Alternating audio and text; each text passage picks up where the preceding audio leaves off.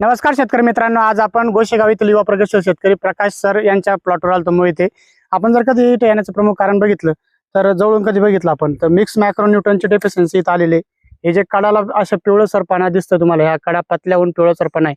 तर ferrous plus mix मॅक्रोन्यूट्रनची इथं deficiency. तर अशात आपण काय दिलं पाहिजे, तर याला बेस्ट जर कधी पर्याय म्हणलं तर रानाडे कंपनीचं FRV येतं. 5 लिटरमध्ये तुम्ही देऊ शकता. तुम्हाला रानाडेचं FRV शक्य नसेल तर तुम्ही मिलांज 5 किलो देऊ शकता. 2 किलो द्यायचं नाही. भरपूर शेतकरी 2 किलो मिलांज देतात. पण तुम्हाला जर कधी अद्रक हळद पिकाला घेत असाल तर तुम्हाला 5 किलो घ्यायचंय. इतर भाजीपाला पिकाला घेताना 2 किलो घ्यायचंय, कारण की याचं प्लांट पॉप्युलेशन जास्त राहतं. तर मिलांज तुम्हाला 5 किलो घ्यायचंय.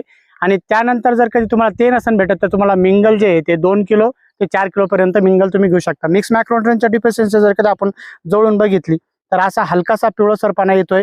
प्लॉट एकदम सशक्त. आपण जर कधी सर्वदूर बी बघितलं जबरदस्त प्लॉट आहे. फक्त असं थोडासा पाणी पडल्यामुळे मिक्स मॅक्रोन्यूट्रनची डेफिशियन्सी आली.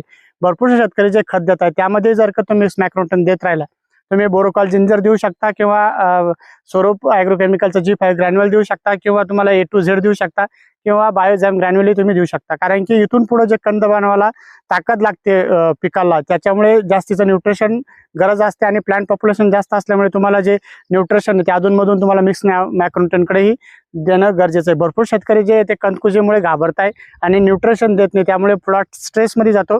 प्लॉटची वाढ प्रॉपर होत नाही आणि जे अन्नद्रव्य आपण जमिनीत दिलेलं असतं त्याचाही अपटेक कमी प्रमाणात राहतो. आपण प्रत्येक वेळेस सांगतोय की अद्रक पीक जर त्यावेळेस तुम्ही करत असाल, हे जे पीक हे पैलवानासारखं याचं नियोजन तुम्हाला काटे बंद ठेवलं तरच प्लॉट तुमचा चांगल्या क्वालिटीचा राहील. भरपूर शेतकरी म्हणतात की एक सोडलं की रिझल्ट येईल का, असं नसतं राहत. सुरुवातीपासून शेवटपर्यंत तुम्हाला योग्य जर कधी नियोजन ठेवलं तर नक्कीच तुमचा प्लॉट डेव्हलप होतो. शेतकरी मित्रांनो, तुम्हाला जर कधी आमचा व्हिडिओ आवडला असेल तर व्हिडिओला शेअर आणि कॉल करायला विसरू नका. धन्यवाद.